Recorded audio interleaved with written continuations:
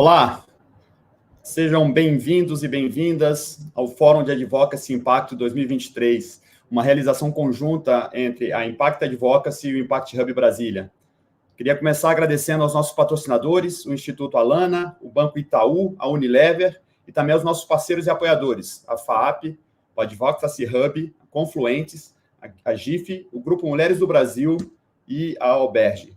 Eu sou o Dudes Cartesini, sou cofundador do Impact Hub Brasília e tenho um prazer enorme em mediar esse painel que vai tratar sobre investimento de impacto para discutir os desafios e oportunidades e principalmente o futuro dos investimentos financeiros para resolver problemas sociais. E para fazer isso, nada melhor que conversar com pessoas que são grandes referências nesse setor.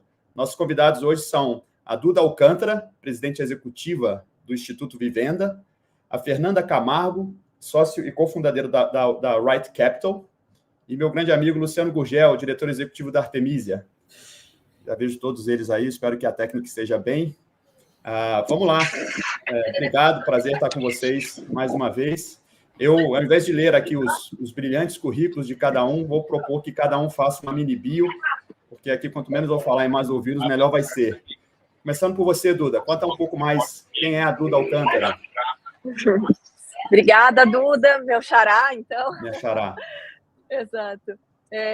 Bom, eu estou aqui, inclusive, num evento que também trabalha com impacto e vendo aí... Vocês estão me ouvindo bem? Sim. Se estiver atrapalhando, maravilha. Que também trabalha com impacto, que é ligado ao Sistema B, que é o SP+B, e vendo os vídeos que acabaram de passar agora também, falando sobre impacto, que mundo que a gente quer, como é que a gente faz junto, como é que a gente faz colaboração. Eu sinto cada vez mais que ou eu estou na bolha certa, ou a gente está realmente conseguindo ganhar força a cada dia. Bom, como você falou, hoje eu estou presidente executiva do Instituto Vivenda. Minha trajetória foi sempre bastante ligada à habitação, trabalhei em diferentes setores, até finalmente trabalhei bastante no privado, um pouco no público e sempre engajada aí no terceiro setor. Eu me considero uma pessoa que é construtora de casas e pontes, né? Casas pela ser a pauta, que acho que é um grande problema do Brasil e que eu quero cada dia mais conseguir fazer, ver e contribuir para que ela evolua e diminua o déficit. E pontes, porque eu acredito muito na interação de diferentes atores, diferentes setores e todos juntos buscando inovação e impacto, que é a palavra da vez. Você é arquiteta de formação, não é isso? Sou arquiteta de formação com uma pós-graduação em gestão pública. Legal, eu sou um arquiteto frustrado. Comecei a estudar. Jura? Como foi isso? Muito. Sim. Mas vamos lá, eu acho que pontes é uma boa conexão. Depois da nossa construtora de casas e pontes, eu pergunto para a Fernanda. Obrigado por estar aqui, Fernanda. Me fala um pouco da cofundadora da Right Capital. Obrigada pelo convite. Duda, era até para eu estar aí em Brasília com vocês, mas dada a reforma tributária não está sendo possível. Bom, eu estou no mercado financeiro, acho que a vida toda quase, né? Comecei com 16 anos, fiz economia, trabalhei em tesouraria de grandes bancos fora do Brasil, depois no Brasil, muitos anos na tesouraria. A partir de 2002, eu passei a trabalhar com gestão de patrimônio, e aí, em 2014, a gente resolveu fundar a Right, para gerir patrimônio de clientes que tenham algum olhar para transformação social ou ambiental. A gente está, então, desde 2014, todos os clientes aqui têm alocação, um pedaço do patrimônio em impacto, né, nos fundos de impacto. Então, começou com 1%, hoje já está de 2% a 4% do patrimônio. E aí tem bastante ativismo também da parte de investimento, regulatória, e outros para a gente conseguir mover a montanha. É isso. Advocacy na veia, né? É bastante. Uma pergunta rápida, só dentro da sua apresentação ainda da Right Capital. É mais no sentido, assim, você busca os investidores que têm essa perspectiva ou você introjeta essa perspectiva a partir do momento que eles te procuram? Então, alguns procuram, outros nós que vamos atrás, né? Não é sempre, não é tão fácil assim, né? Isso é uma pergunta super importante, porque todos os gestores de patrimônio falam assim, o cliente não pediu. E o que eu respondo o cliente nunca vai pedir. Então, aqui na Right, esse percentual de impacto, ele tem que ser, né? Então, pelo menos 1%.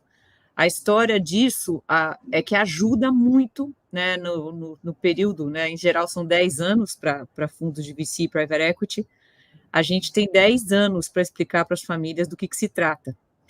No meio do caminho, a turma já entendeu e em geral, quer fazer mais. E, obviamente, não são todas as famílias. Cada um é de um jeito, né? A gente brinca, cada um tem um grau de entendimento, um jeito de entendimento. Mas eu acho que isso foi um jeito de plantar a semente e tem dado certo. Obviamente que isso tem reflexos para todo o resto do que a gente faz. Então, não fica só nisso. Os outros 96%, 98% a gente age sobre também. Legal. Então, se eles não pedem, você induz. Quem conhece bem dessa indução é meu amigo Luciano Gurgel. Acho que vou deixar o pessoal da produção louco abrindo e fechando as caixinhas aqui, porque eu vou perguntando fora do roteiro. Luciano, um prazer te reencontrar. Faz para mim uma mini bio do diretor executivo da Artemisia. Prazer é meu, Duda. Super obrigado. Está num painel com 2 Dudas, os Dudas de maior impacto do Brasil, né, Fernanda? Eu acho que é uma responsabilidade. Espero que estejamos à altura aqui desse painel. Super obrigado, uma honra, um prazer estar aqui com a Duda, com a Fernanda, pessoas referência com você, Duda, super referência no campo, né?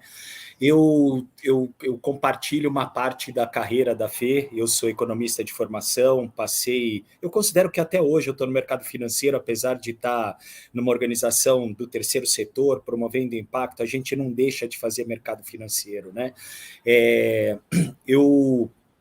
A minha vida, o meu histórico profissional nos bancos foi sempre com estruturação de dívida.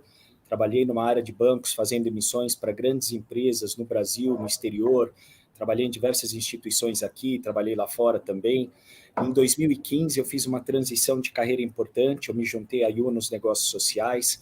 Lá na Yunus, eu ajudei a estruturar o primeiro fundo de crédito com esse viés de negócio de impacto realmente, né? Já existiam várias iniciativas de crédito, mas eu acho que como fundo mesmo foi um FDIC constituído lá na Yunus, apoio do Duda, apoio da Fernanda, sempre gosto de dizer publicamente as pessoas que acreditaram nessa tese desde o começo, né? Em 2021 eu fiz uma transição, uma honra e uma responsabilidade enorme de assumir a direção executiva, onde eu estou até hoje, da Artemisia.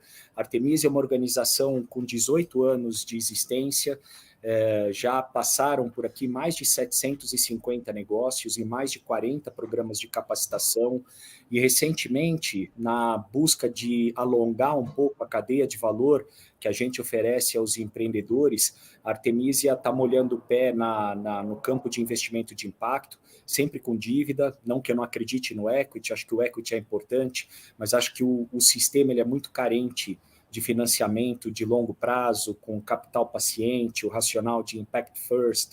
Então, a gente, na Artemisia, hoje, equilibra essas duas frentes da melhor forma possível, a capacitação em diversos programas de aceleração, BNDES Garagem, por exemplo, Impactamob com a Fundação Volkswagen, Saúde com o Instituto Humane, Inclusão Produtiva e tantas outras, e também acesso a capital via veículos de financiamento, via empréstimos de longo prazo. Um prazer novamente, Duda, muito obrigado pelo convite, viu? Muito bom estar aqui com vocês.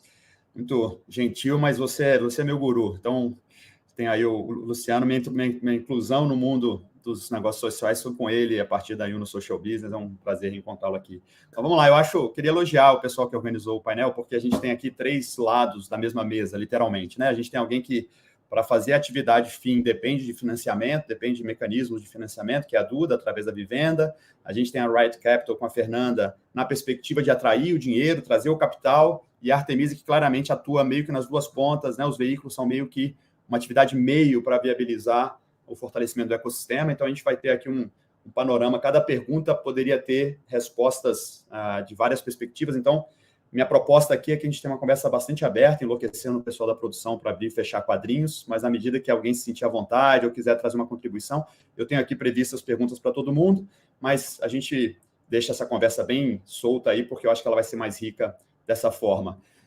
Eu queria começar com a Duda, e aí citando o Luciano. Em algumas conversas lá atrás, quando eu estava nessa jornada de captação para o fundo da Yunus, o Luciano me falou algo que eu não esqueci, que era: a cabeça dos investidores normalmente pareciam ter 2 compartimentos separados. Ou ele pensava na filantropia tradicional, ou ele pensava nos negócios e nos investimentos. isso era quase que intransponível, era uma membrana não permeável entre esses dois compartimentos. E ele falava muito dessa dificuldade das pessoas entenderem que elas podiam, além de sustentar, e eu estou perguntando isso porque, no seu caso, de viabilizar as moradias de qualidade para baixa renda, a gente sabe que entra muitas vezes na perspectiva da filantropia ou de algum tipo de articulação que tenha por trás algum tipo de financiamento não estruturado. Então, eu lembrei dessa conversa sobre essa dificuldade de concatenar. Como é que você vê isso? Como é que você vê esse desafio de financiar a melhora urbana de casa com essa dificuldade de misturar essas duas cabeças do investidor e do filantropo? É isso. Acho interessante duas cabeças. A gente sempre fala que são dois bolsos. Quando você vai falar de alguma coisa que não é só risco e retorno, não é só lucro, você está automaticamente falando de filantropia, e quando você está falando de negócio, é só negócio, e aí o impacto fica meio torto, né? Eu acho que até eu acompanhei uma mesa sobre Blended Finance que a Fê falou ontem, né? Enfim, o Gorille também trouxe várias sabedorias, outras pessoas estão aí vestindo essa camisa e na linha de frente, fazendo com que essa conta se junte cada vez mais. Essa compreensão de que risco-retorno hoje é completamente limitado. Que se você não colocar o impacto na conta, assim, porque acho que, Fê, talvez tenha sido até você que disse, o impacto existe, assim, só que tem gente que não quer nem saber qual que é o impacto, né?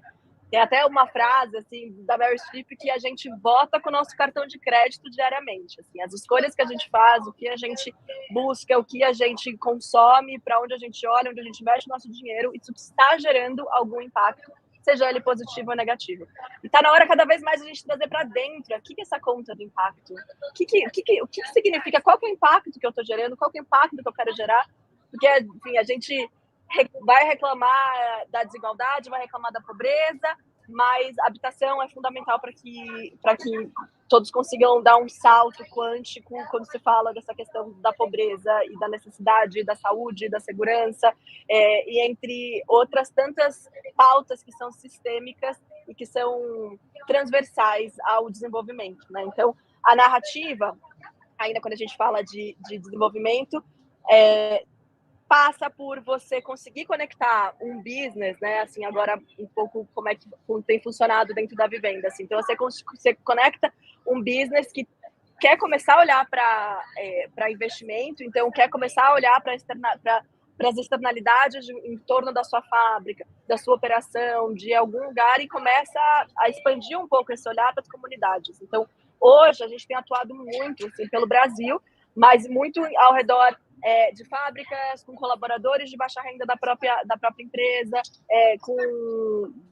dentro dos municípios, assim, com a prefeitura também, com o governo, assim, entendendo que a gente precisa de diferentes atores, independente de qual seja a transição e a operação e de onde vem o recurso.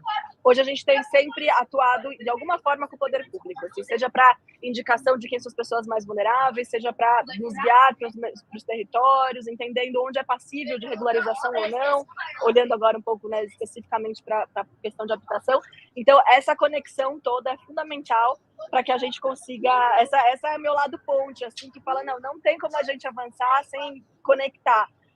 E aí esse exercício de ponte também serve para a conexão dos bolsos, né? Mostrar que é super importante, você vai ter lucro, vai ter retorno, mas o retorno está num lugar que eu não posso nem mais dizer que não é tangível, porque ele é super tangível, porque a gente tem uma série de estudos e dados, a gente pode medir impacto pela tabela também, assim como o risco de retorno, assim como o lucro, mas essa amarração de como é que a gente faz com que mais pessoas queiram ser protagonistas na criação do mundo que elas acreditam, porque todo mundo quer ter um mundo com ar, com oxigênio, com rios, com águas limpas, com menos desigualdade, com mais segurança, assim. Então, como é que a gente consegue trazer dados que mostrem como o seu investimento agora, na verdade, vai dar um retorno muito maior, um retorno sistêmico e transversal, muito além da divisão de dois bolsos. Então, assim, esse é um exercício que eu adoro. Às vezes funciona mais, funciona menos, mas eu queria até ouvir a Fê, porque eu sei que ela é a melhor, uma das melhores, referência em conseguir unir esses dois lados, então, aí, do cérebro dos bolsos. Maravilha. Eu vou fazer uma conexão. Eu acho que a Fernanda gosta muito de falar de blended finance, que é um assunto que eu também que me fascina. Você faz um blended de stakeholders, né? Você está começando com o governo, com os investidores, você mistura isso. E aí, Fernanda, pensando aqui na história dos compartimentos com membrana não permeável, é interessante pensar no blended finance, que talvez seja uma forma de você misturar, criar essa permeabilidade fora do corpo, né? Nem no bolso, nem no cérebro, mas sim em veículos. E aí eu queria insistir um pouco mais nessa perspectiva da atração do dinheiro privado, né? Eu estava aqui em conversa com um amigo de Brasília que se conecta muito bem com os empresariados, e eu sei que Brasília é diferente de São Paulo está mais conectado com as multinacionais, com as empresas reguladas pela CVM, que já sofrem alguma pressão em relação a investimentos de impacto. E eu perguntei para ele quantos por cento dos empresários de Brasília, os maiores, mais relevantes, estavam realmente conectados com a pauta da sustentabilidade, de investimentos de impacto. E ele me disse que, na prática, era 0%, que os que estavam conectados eram aqueles que tinham alguma correlação com multinacionais, e me chamou a atenção que nem aqueles que atendem governo estão sendo pressionados ainda para trazer investimento para esse setor.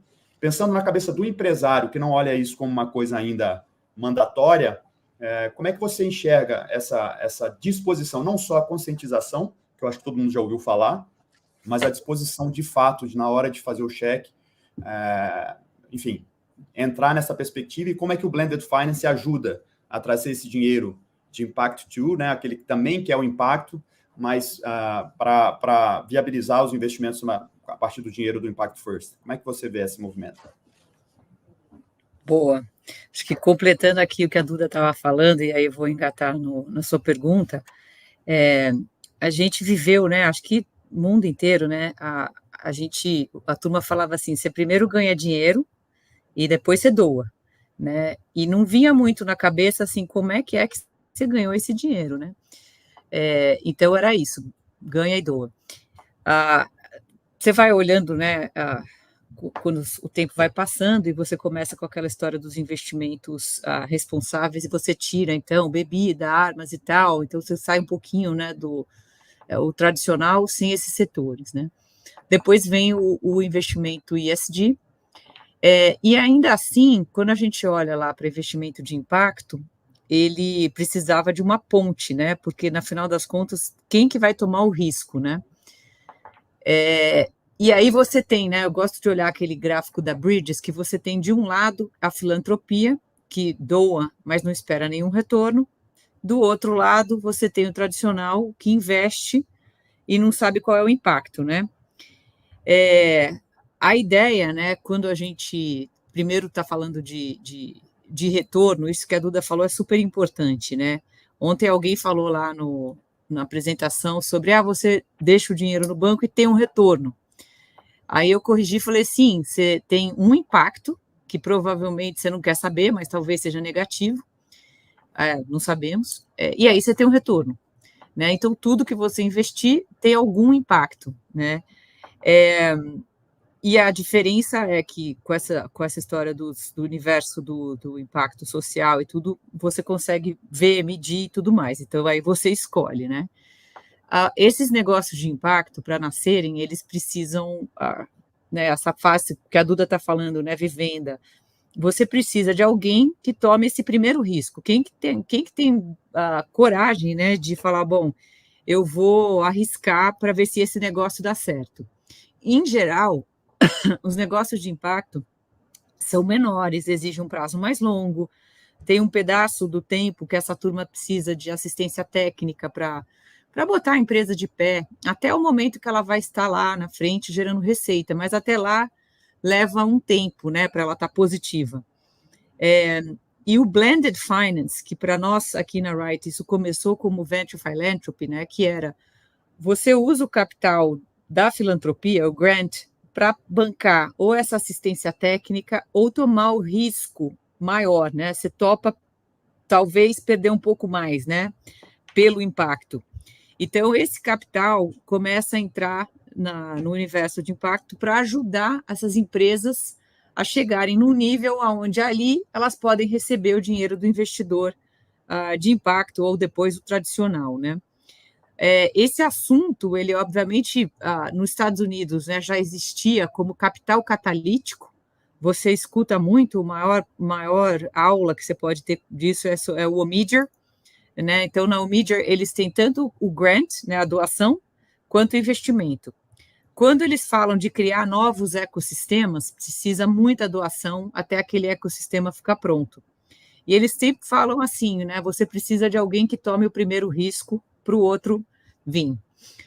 Com o passar do tempo, essa história se desenvolveu e você tem o blended, que é essa mistura de capitais. Então, você tem desde o capital de doação, você tem um capital que pode se comportar como um seguro, você tem o capital do first loss, que a gente aqui no Brasil chama de cota subordinada do FDIC, você tem o Technical Assistant Facility, que é o facility que paga essa assistência técnica das empresas. Então, o blended é você ter vários tipos de capital no mesmo lugar, né? Então, ele ajuda muito, porque quando você tem alguém, seja um banco de desenvolvimento, que topa tomar aquele risco, né, topa dar um grant para que aquilo se desenvolva, você imediatamente alavanca, você traz outros investidores que não entrariam, a não ser que esse risco tivesse resolvido. Então, eu acho que um bom exemplo, e ontem a gente até falou disso, de quem sabe fazer um case do que foi o fundo do BNDES, o BNDES Blended.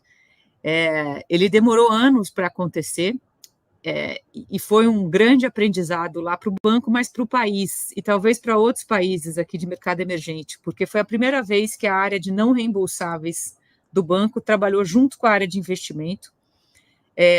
Tinha muito ainda um pensamento, né?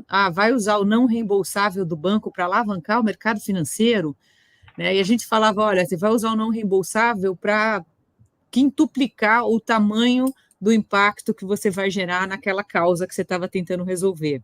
Então, foi um baita exemplo. A chamada lá do BNDES, ela foi incrível, porque eles receberam todos os tipos de blended numa chamada só.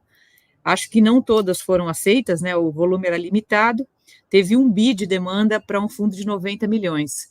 Mas o aprendizado que ficou lá, dessa abordagem, ele é fantástico. Então, isso aí vai ter que virar um case, né?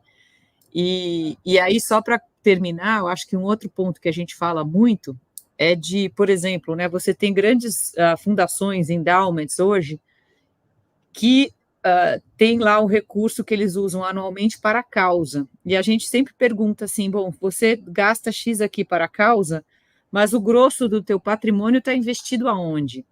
E a minha pergunta é, será que aquele teu patrimônio que está investido, ele não está indo contra, né, justamente aquela causa que você está tentando resolver?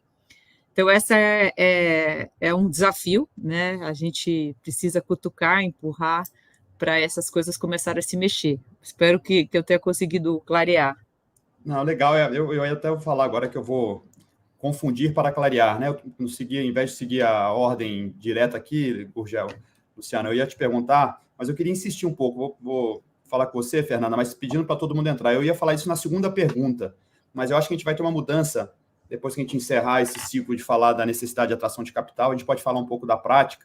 Então, eu vou quebrar um pouco e vou te fazer a segunda pergunta meio que emendada com essa primeira. Você falou dos endowments, tem os DEFs, né? Os Donors Advised Funds nos Estados Unidos, tem uma série de regulações que incentivam, de alguma forma, você me falou de Blended Finance a partir do governo, eu me lembrei, um assunto que o Luciano também conhece bem, que é o microcrédito, que parte do funding era o depósito compulsório dos bancos. Onde eu quero chegar? Existem algumas questões de regulação que aceleram esse processo do dinheiro vir, seja por mecanismos como, por exemplo, abrir mão de um depósito compulsório para fazer parte de um funding de um microcrédito, ou seja, esse exemplo que você deu em relação também ao dinheiro dos bancos, que pode, de alguma forma, alimentar esse ecossistema. E nos Estados Unidos e em outros países, você tem um processo de incentivo fiscal, onde, por exemplo, você faz um trade-off entre uma tributação pesada sobre herança para investimentos caracterizados como impacto. Essa pergunta vale para todo mundo, mas para a gente superar essa etapa da atração de capitais, eu queria especular um pouco isso. Assim, se você estivesse do lado do regulador, acho que vocês todos podem adaptar. Qual seria aquela sua... Fala, cara, esse martelinho aqui no lugar certo muda o jogo. O que você traria para a gente que o Estado poderia fazer para induzir isso? Bom, a pergunta sua foi ótima, porque microcrédito, a Lei 11.110 de 2005, ela é exatamente o ponto, né? São 2% do depósito compulsório do país. Quando você ligar, né, para a maior parte dos bancos, pouquíssimos fazem. Esse recurso ou ele é repassado para a Caixa, Banco do Brasil, ou a turma simplesmente paga uma multa e não faz. Microcrédito é um negócio que requer investimento em tecnologia, é um negócio complexo, e, em geral, quando você fala com os bancos, a turma fala, esse não é o meu cliente, né? Então, quando você olha para aquela lei, você se pergunta, né, essa lei não está boa, né? Porque, na verdade, se parar para pensar, será que ela devia, né, você devia mandar para a tesouraria que pense em spread? Ou será que a gente devia pensar assim, como é que eu faço para estimular os bancos a repassarem esses 2% para OCIPs ou fintechs, que não só, né, vão reportar lá, né, o ganho em spread, mas o impacto também. Será que é possível a gente pensar dessa forma, né?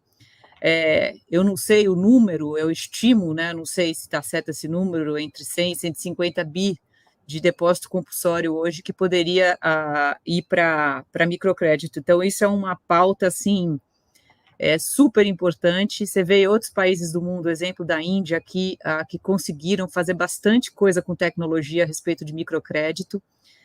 E eu acho que microcrédito vai numa ponta assim maravilhosa, porque eu olho para o Brasil, para as comunidades e tudo, né? Eu acho que a gente tem muita potência e a gente deixa a potência de lado, né? Então, eu acho que aí é ponto crucial, né? Os outros pontos são vários, né? Os regulatórios, mas eu acho que sempre que a gente fala em financiamento, são lugares onde a gente pode mexer para destravar. Então, você tem, né, tanto o BNDES quanto o Banco do Brasil, Caixa, quem está dando os maiores financiamentos, como é que você provoca essa turma para fazer as perguntas certas, né? Eu diria por aí, vou deixar... Não, de alguma forma, os seus pontos estão muito associados ao dinheiro público, de alguma forma. O BNDES, o banco, o depósito compulsório, que seriam dinheiros que iriam para o Estado, né? Eu vou abrir a roda, estou quebrando a minha própria organização aqui, mas eu acho que esse assunto é interessante. Mas do dinheiro privado, como é que a gente induz? Esse meu amigo que eu falei na história no começo, sobre a conversa de poucos empresários, ou nenhum, estava realmente olhando para isso. Eu perguntei, tá, e o que falta? Ele falou, seriam obrigados. Ele me respondeu isso. Falou, o dia que for obrigação, nós faremos. A regulação então, ajuda.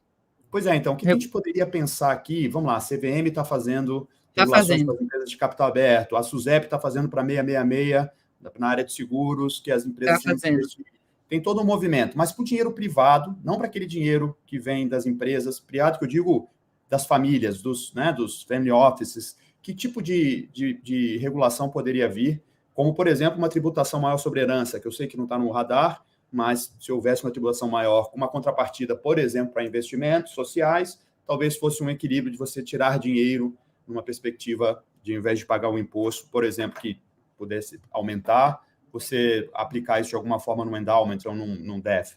Como é que vocês veem essa perspectiva de algum tipo de regulação que forçasse a riqueza acumulada privada fluir um pouco mais para isso? Quer falar, Luciano? Porque eu vou deixar eles falarem e depois eu falo também, mas tem bastante assunto aí. Não sei se o Duda tá ok. Não, vai lá. Eu estou aqui fazendo caótico mesmo, a gente vai se puxando. Maravilha. Eu queria só voltar no primeiro ponto, que eu acho que é super rico, essa questão da... Aprendi muito com a Fernanda sobre isso, né? O porquê do investimento de impacto, de onde vem esse racional, né? Eu costumo dizer que a Bolsa de Nova York foi fundada e durante pouco mais de 100 anos tinha um driver só na análise dos investidores para decidir em que ativo investir, que era retorno. O cara só pensava em retorno, então era lá a indústria de ferrovia prometendo um retorno, a de tecelagem prometendo outra, a de petróleo outra e assim por diante, né?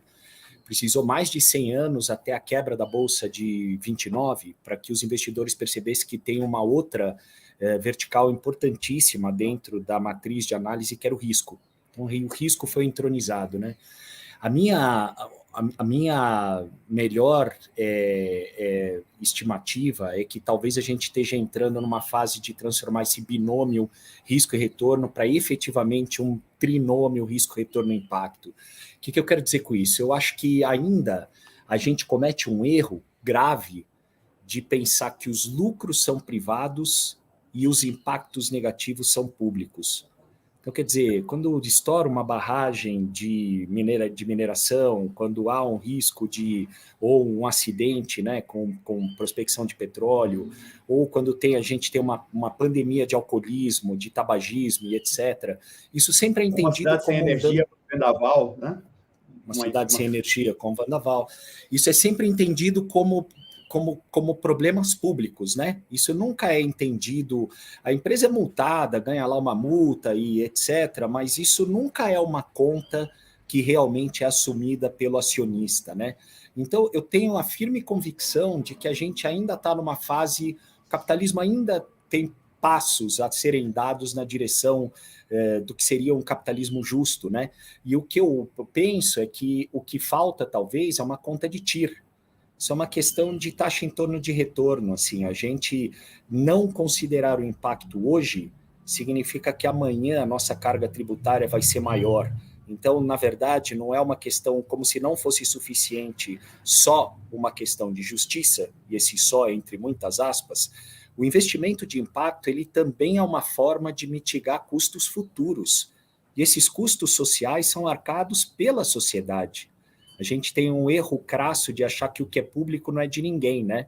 Mas o dano que é reparado pelo poder público, no limite, ele é carga tributária e ele é conta da sociedade, dos agentes econômicos. E eu acho que é uma miopia gigantesca, né? Gente aí com MBA em Harvard, em Columbia, que faz conta de Project Finance, assim, atira na 15ª casa depois da vírgula e se esquecem de fazer uma conta tão básica sobre o que custa hoje a gente não investir em impacto, o que isso representa de carga tributária futura. O meu sonho, eu divido isso aqui com o time, com as pessoas, eu adoraria ter uns econométricos indianos, daqueles assim, tipo, mega brilhante, assim, ter uns 15 desses caras, para colocar isso em números, sabe? Para tentar mostrar, Fê, para além do impacto, só mensuração de outcomes, eu gostaria de fazer uma grande teoria sobre conta de taxa interna de retorno tributária ao longo do tempo, sabe? E como que os investimentos de impacto não constroem uma rede de proteção ambiental que evitam custos futuros importantes, né? Voltando no teu ponto, Duda, só para terminar aqui também a minha fala, eu acho que eu tenho uma teoria assim, eu nunca gosto muito do cercadinho tributário, sabe, de você criar, se o cara é um negócio de impacto, ele pega um selo no ministério, aí ele paga metade do imposto de renda, metade do PIS/COFINS, eu acho que você acaba criando esses cercadinhos, assim, né, que a gente, na verdade, inviabiliza, como se, assim, tem o mundo lá fora e nós aqui no cercadinho estamos protegidos, né, a gente acha que não, a gente acha que o mundo lá fora deveria ser isso, e não o contrário, né, não a gente criar esses cercadinhos de proteção.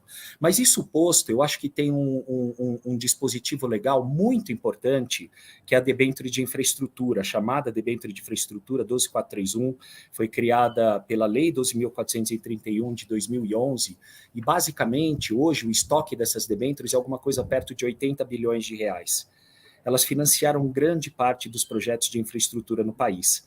Quando você pega concessões rodoviárias, aeroportuárias, muitas hidrelétricas, eventualmente termoelétricas, mais parques eólicos, parques solares, boa parte hoje do estoque de investimento de infraestrutura foi feito através das debêntures, ficou chamada debênture de infraestrutura.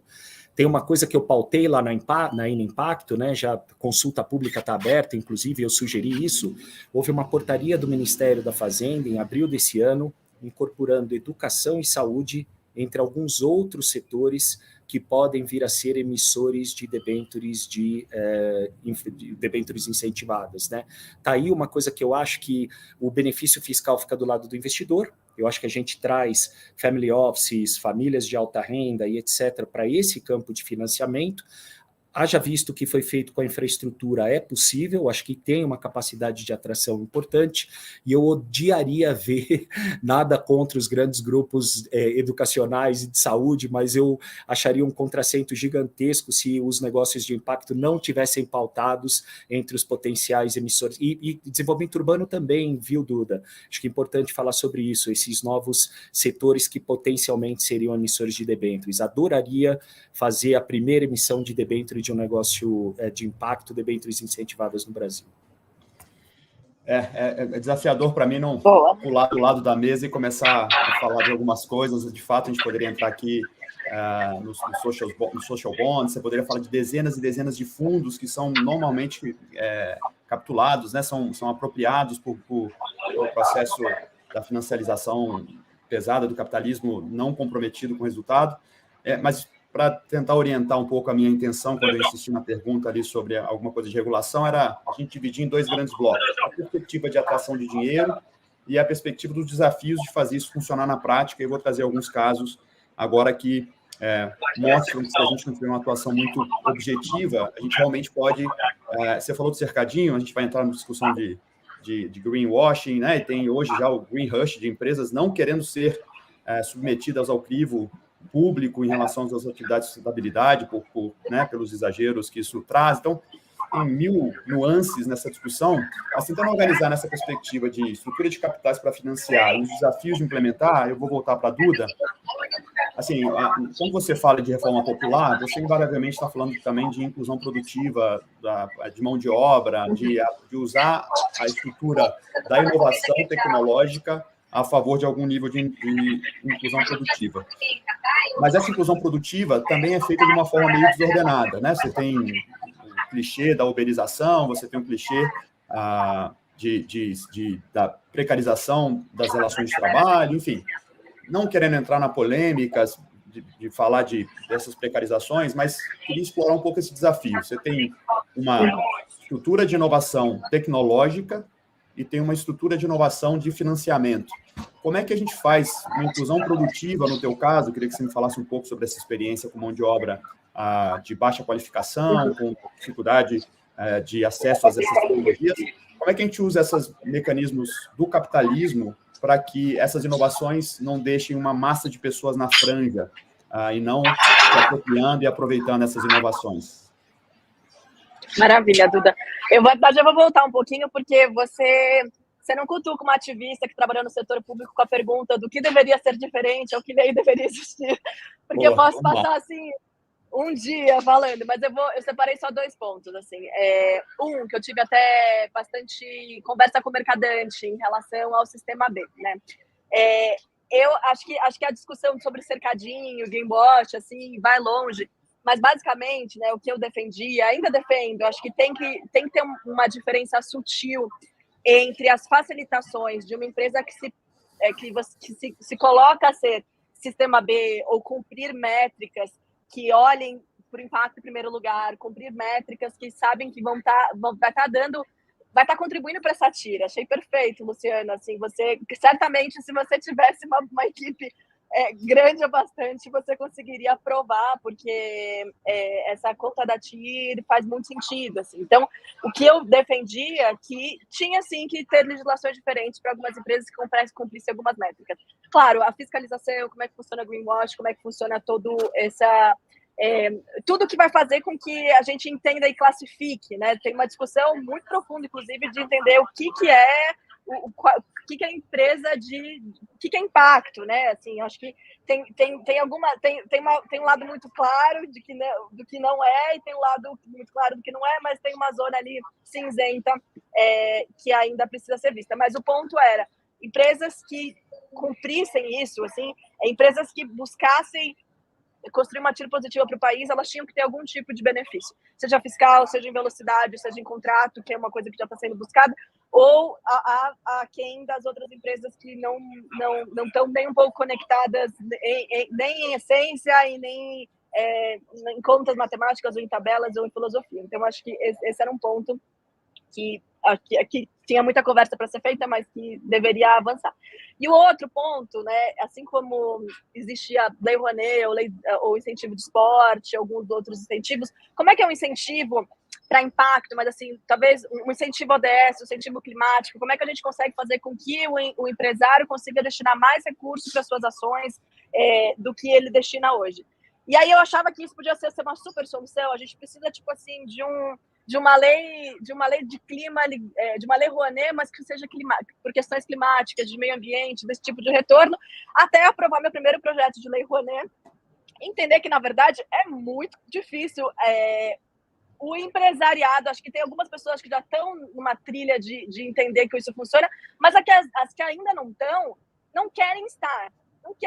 Não adianta explicar, olha, mas você não vai estar pagando nada, você vai estar contribuindo com esse projeto, vai ser muito legal, vai ser incrível. Não adianta, assim, não adianta, é complexo, precisa mudar na operação, tem que aprovar com 500 pessoas, tem conselho, tem sei lá o quê. Então, eu não sei, eu até escrevi, assim, a coisa do serem obrigadas. Eu tô quase, eu sou muito reticente a obrigações, eu gosto sempre de pensar nos incentivos, mas acho que tem algumas coisas que eventualmente, como se disse seu amigo, deveriam começar a ser obrigadas, assim, não é uma escolha, a sua escolha é para onde qual é a instituição, qual que é o projeto, mas o seu engajamento na sociedade de destinar parte do seu imposto é obrigatório.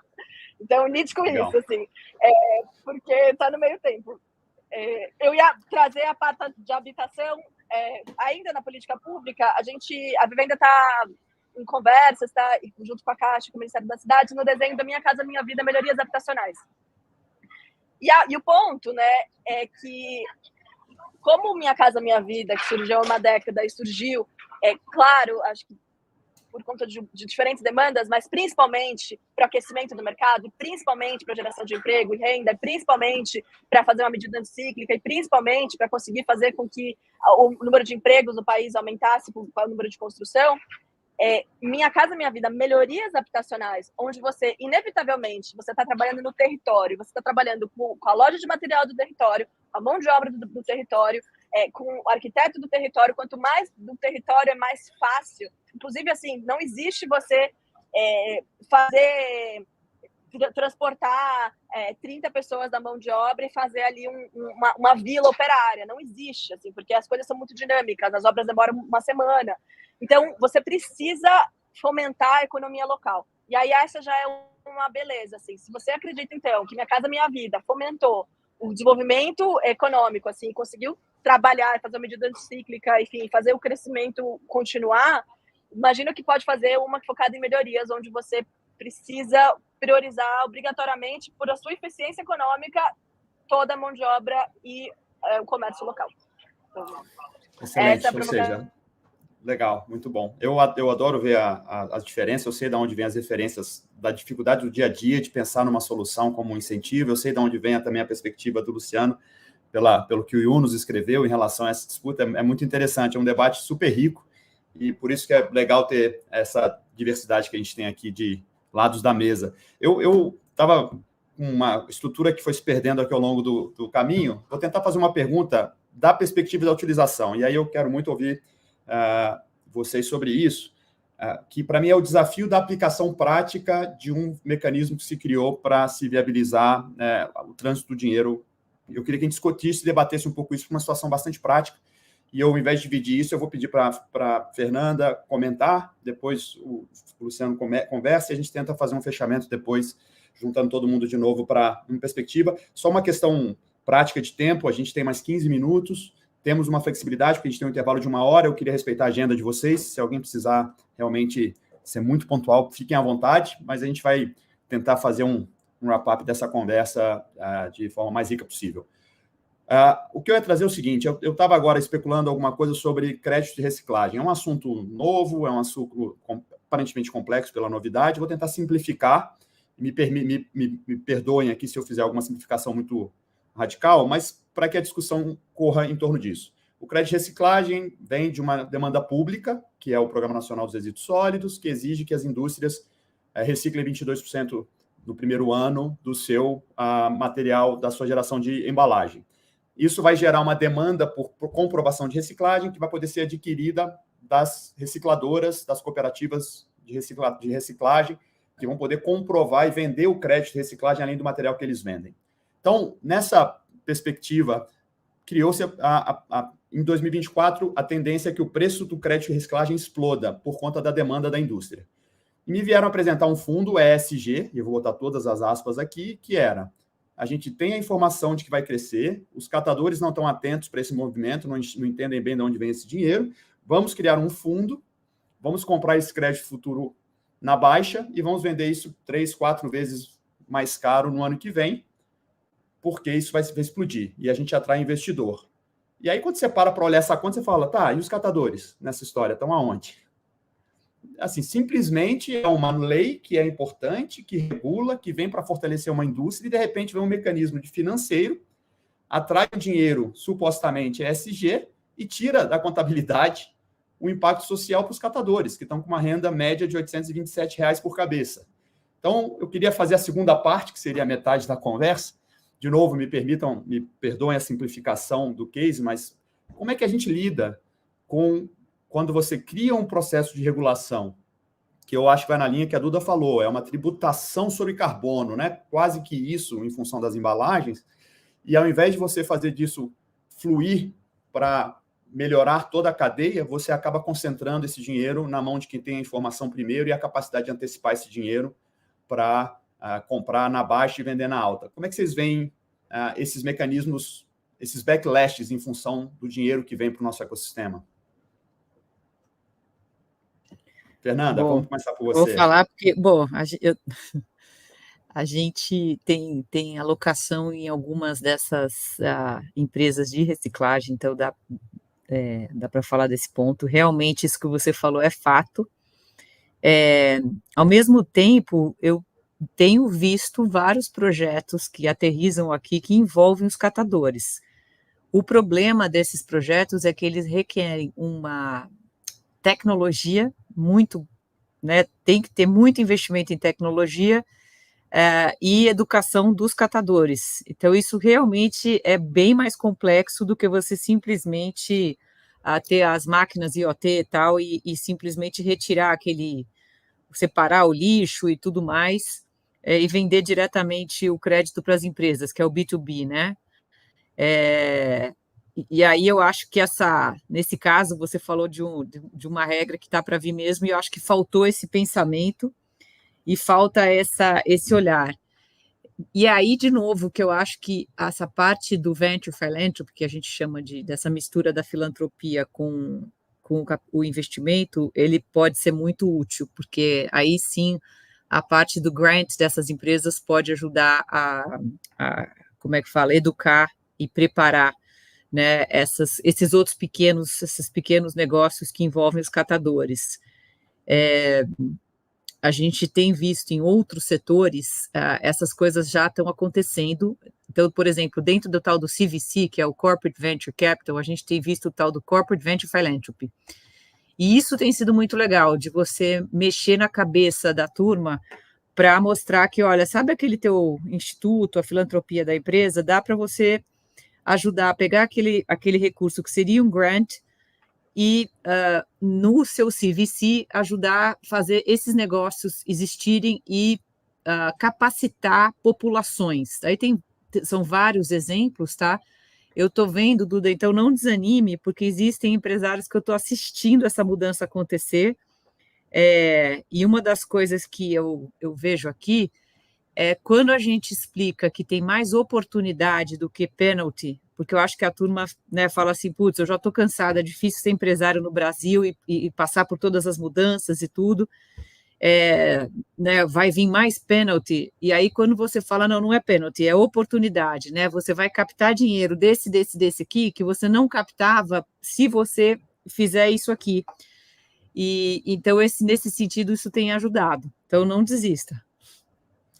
Não, a provocação aqui é mais nesse sentido, a gente discutir não o case especificamente, mas esse desafio. Né? À medida que a gente cria um mecanismo que atraia dinheiro, você vem junto com todas essas idiosincrasias e dificuldades. Luciano, o que você, como um ativista, quem trabalha com advocacy bastante nisso, como é que você enxerga e como é que a gente pode manter o nosso otimismo em relação a esse movimento para que, de fato, a mudança chegue na ponta? Legal, Duda. Tem uma parte de advocacy, tem uma parte aí de mão na graxa mesmo. Nós somos os vencedores na vertente de economia circular no Blended Finance, né? E o que a gente já proposto ao BNDES, retomando um pouquinho do Blended e contemplando aqui o que a Fernanda estava comentando. O Blended Finance, ele é isso, aparentemente você trazer um banco público para fazer first loss para capital privado, pode parecer uma coisa, assim, intuitivamente, tô dando uma saída, tô dando proteção com capital não reembolsável para um capital comercial. Mas quando a gente mostra o potencial de alavancagem, e mais do que a alavancagem simples dos recursos e do impacto, também a educação desse capital, né? Só para dar um número que eu achei super, assim, por um lado interessante, por outro assustador, quando a gente formatou, a gente está pensando num fundo de economia circular, Blended Finance. Quando você tira o componente de Blended e você vai conversar com os investidores, eles falam, tá, as empresas têm rating? Não tem rating. Essas empresas, negócios de impacto que a gente está falando. Ah, é auditada? Não são auditadas. Como se a auditoria também funcionasse para muita coisa, né? Mas é só um outro capítulo. E quando você pergunta qual que seria a taxa que o investidor aceitaria, ele diz assim, olha, primeiro que eu não acho que eu não compraria, e se eu fosse comprar, seria CDI mais 20. Então, a cabeça do investidor, estou falando do investidor mais capitalista, tradicional, Faria Lima, né? A cabeça desse cara ainda não está preparada. E se não tem um ente indutor que vá, sim, fornecer esse first loss, mas que, de novo, primeiro, mais do que tudo, possibilita alavancar o impacto, mas, no limite, possibilita também educar esse empreendedor, acho que tem um componente fundamental. A gente se debruçou muito aqui sobre a questão do crédito de reciclagem, Duda. O que eu acho que você traz como um ponto de risco importante, e aí a nossa amiga Duda Alcântara aqui dá aula sobre isso se a gente quiser, é um risco de isso despencar para um CEPAC da vida, né? Que você comece a ter mercado, bolhas em cima de ativos que nasce para monetizar. Eu acho que o advento do crédito de reciclável é fundamental. Ele monetiza a cadeia, ele é super importante. Ele ajuda a monetizar modelos de negócio que trabalham na reciclagem. Na minha opinião, posso estar sendo mega simplista, mas seria o regulador proibir o mercado secundário. Quem tem direito de comercializar o crédito de reciclagem é só aquele que chega na ponta. É o triador que entrega o material, a RSU, na porta da usina recicladora, ponto.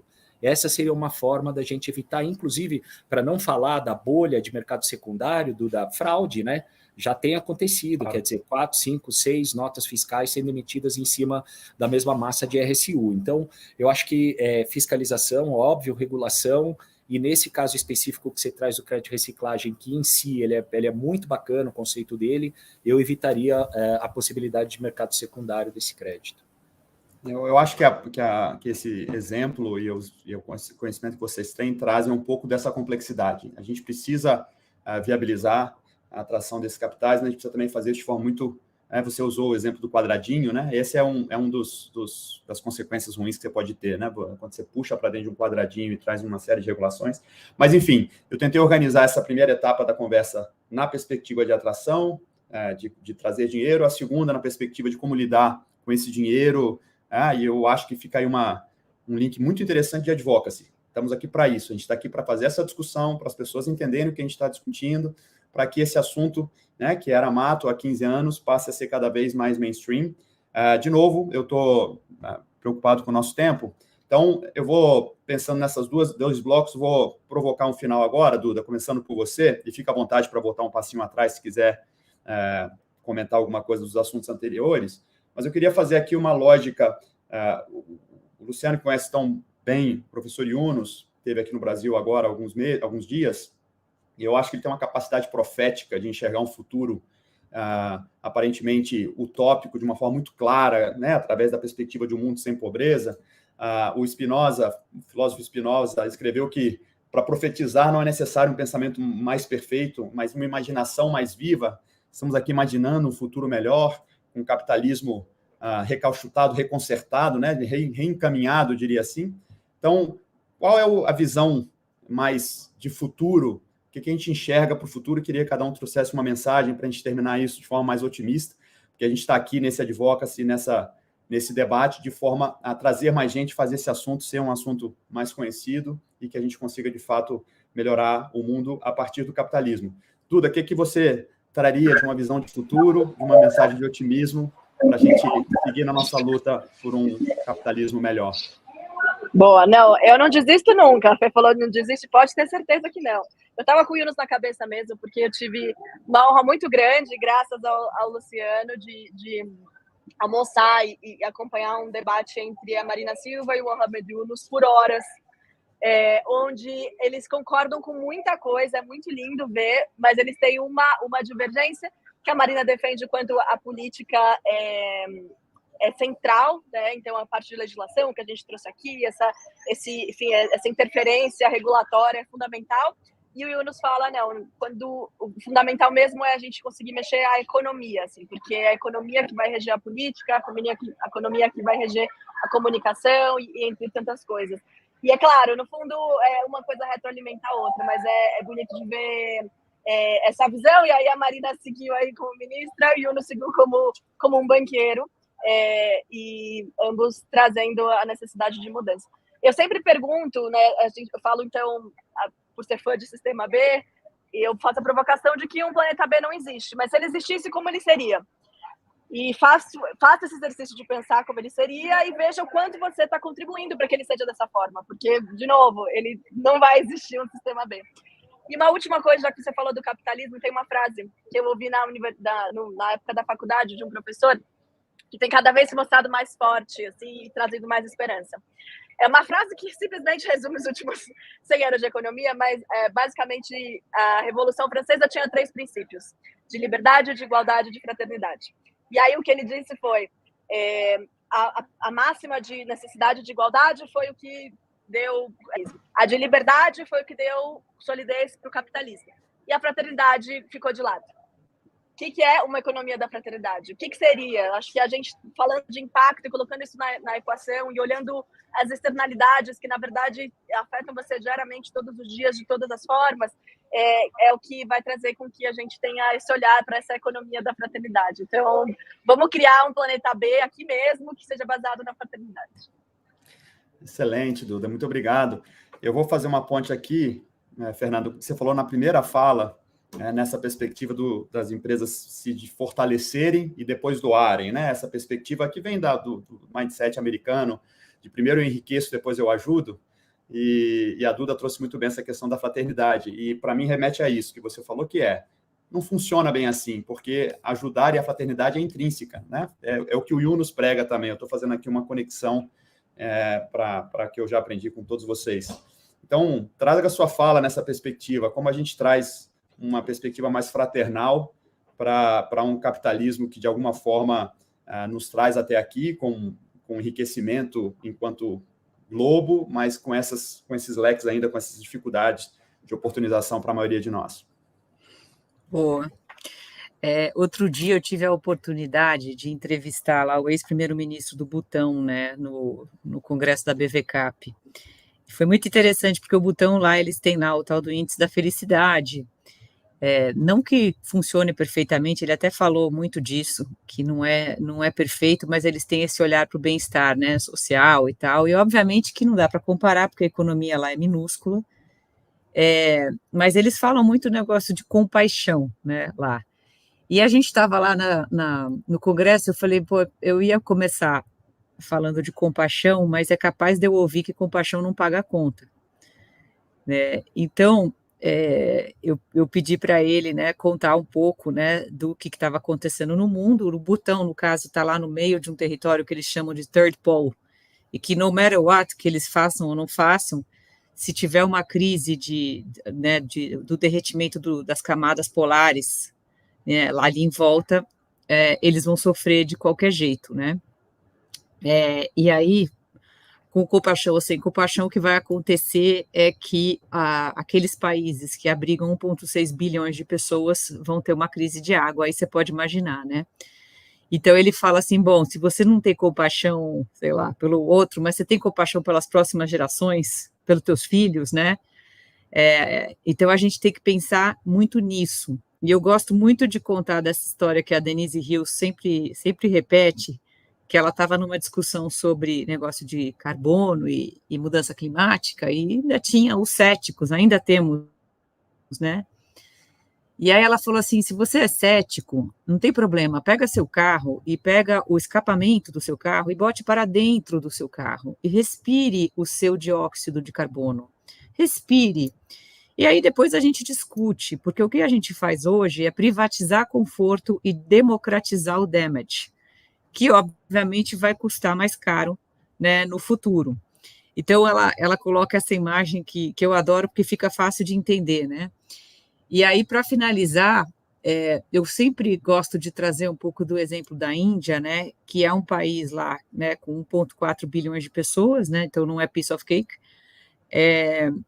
e eles tiveram um líder, que é o Nandan Nilekani, que acabou fazendo, né, através do Digital ID, a digitalização, ele tem trazido essa coisa da democratização, né, trazendo os dados para as pessoas, né, ele fala muito de colonização de dados, né, então a Índia impediu a colonização dos dados e com isso, né, eles estão conseguindo trazer educação, trazer mais saúde para o povo lá, e apesar de ainda ser muito desigual, muito pobre, você vê o crescimento da Índia, dos estados lá, voando. E tem uma fala dele, alguns anos atrás, em 2009, que ele fala, né, naquele momento, lá em 2009, 1,3 bilhões de indianos, ele falava, esses 1,3 bilhões de pessoas hoje são um passivo para o país. Como que você transforma um passivo em ativo? Empower the people. Empower the people. Então, eu durmo, acordo pensando muito nisso, né? Como é que a gente empower the people?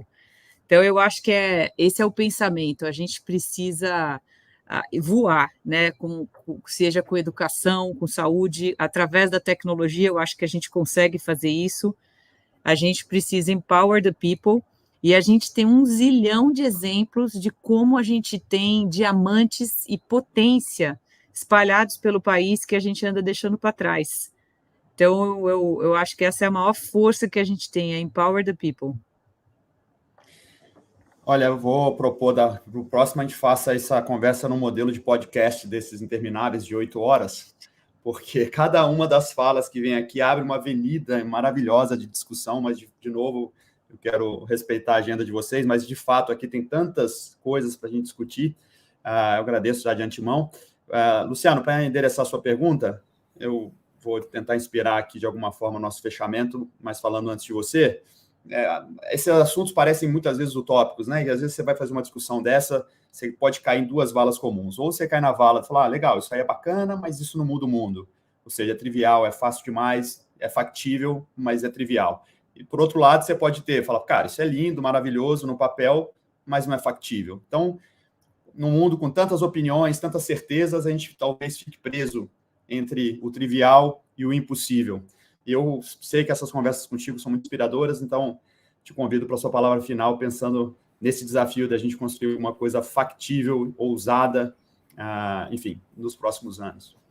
Legal, Duda. Bom, essa mensagem otimista, né? Eu sou um otimista inveterado, e eu acho assim, eu vivi, o meu pai, ele tinha medo de nunca conhecer Paris, porque ele achava que ia haver uma hecatombe nuclear e Paris não ia existir. Ele passou a vida falando disso. Meu pai é de 46, né? Então ele viveu o auge da Guerra Fria, o auge da ameaça nuclear. E uma geração para trás, a minha avó falava que ela viveu na fila da farinha de trigo, em consequência da guerra. Então, e nós aqui vimos uma pandemia, né? Num sentido assim, que em algum momento, uma angústia, né, profunda de falar, cara, como a gente sai dessa?